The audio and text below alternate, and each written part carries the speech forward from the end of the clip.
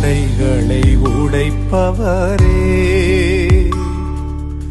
எனக்கு முன் செல்கின்றீரே. தடைகளை உடைப்பவரே, எனக்கு முன் செல்கின்றீரே.